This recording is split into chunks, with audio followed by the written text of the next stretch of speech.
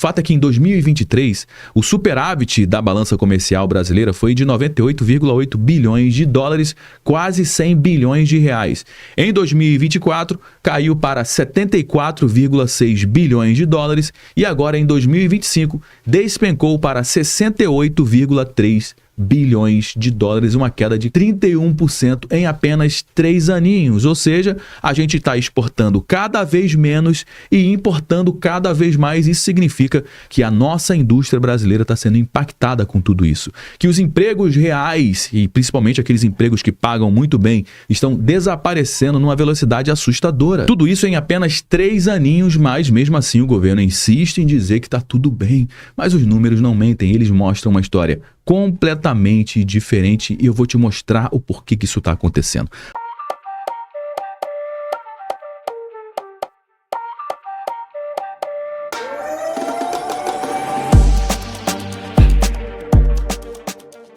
Vamos lá, primeiro, o governo Lula quebrou a relação com os Estados Unidos. O Lula passou 2025 inteiro criticando Trump, defendendo Maduro, alinhando com Xi Jinping e Putin. Qual que foi o resultado? O investidor americano, ele olha para o Brasil e ele pensa, cara, eu não quero meu dinheiro num país que é aliado dos inimigos do meu país. Então o que eles fazem? Eles tiram o seu dinheiro. 82,4 bilhões de dólares saíram pelo canal financeiro em 2025. Isso significa investimentos, remessas de lucro, pagamento de juros, ou seja, 82,4 bilhões de dólares. Para você entender o tamanho disso, isso é quase metade do Bolsa Família de um ano inteiro, que isso, simplesmente desapareceu. Segundo motivo dessa queda da balança comercial, o governo que não para de inventar um novo imposto. Isso gera um caos tributário aqui no nosso país.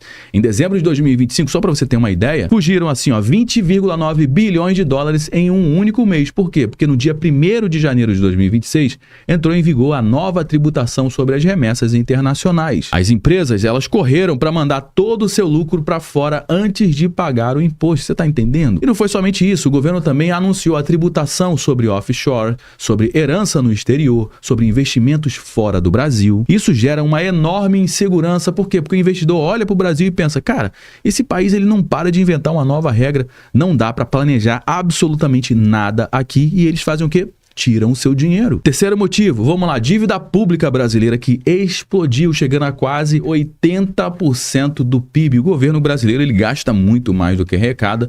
E como o governo paga essa dívida? Justamente emitindo novas dívidas, pegando mais empréstimo. E quem empresta dinheiro para o governo vai cobrar juros. Por isso que a taxa Selic hoje está em 15% ao ano. Por quê? Porque o governo está ali o tempo todo pegando dinheiro do mercado. É uma das taxas de juros mais altas do mundo.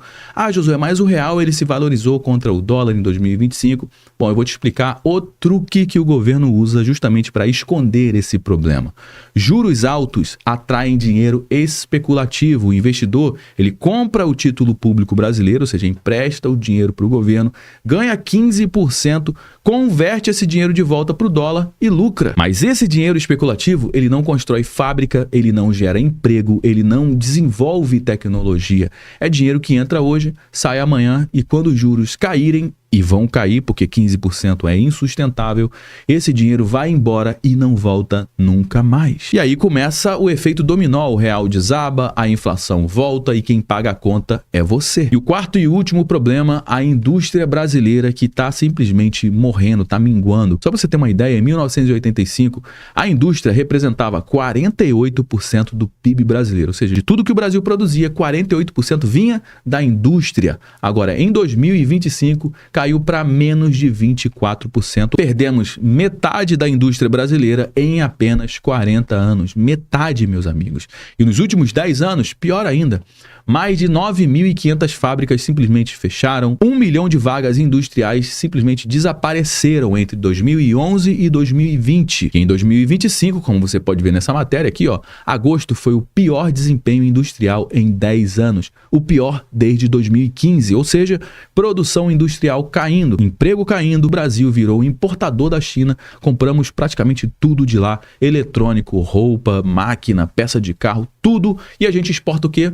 A gente exporta soja, minério, carne, commodity, matéria-prima. Viramos fornecedor de insumos para a China fabricar um produto acabado e revender para a gente mais caro. E isso, obviamente, mata a indústria nacional, porque a fábrica brasileira ela não consegue competir com a chinesa, cara, esquece. E quando fecha a fábrica, todo mundo sabe, perde bom emprego, o emprego que paga 5 mil, 8 mil reais por mês, e sobra o quê? Sobra subemprego, que paga o quê? Que paga 1,5 salário, e aí muita gente vai para a informalidade, vai virar entregador de aplicativo, Uber, iFood, e o governo ainda tem a cara de pau de chamar isso de pleno emprego, mas a gente está falando aqui de péssimos empregos, empregos sem futuro, e o pior é que essa estratégia tem data e hora para acabar. Por quê? Porque com o tarifaço, a China tem excesso de produção, excesso de produtos, e ela precisa despejar essa produção em algum lugar. E adivinha quem é que virou o lugar perfeito para a China?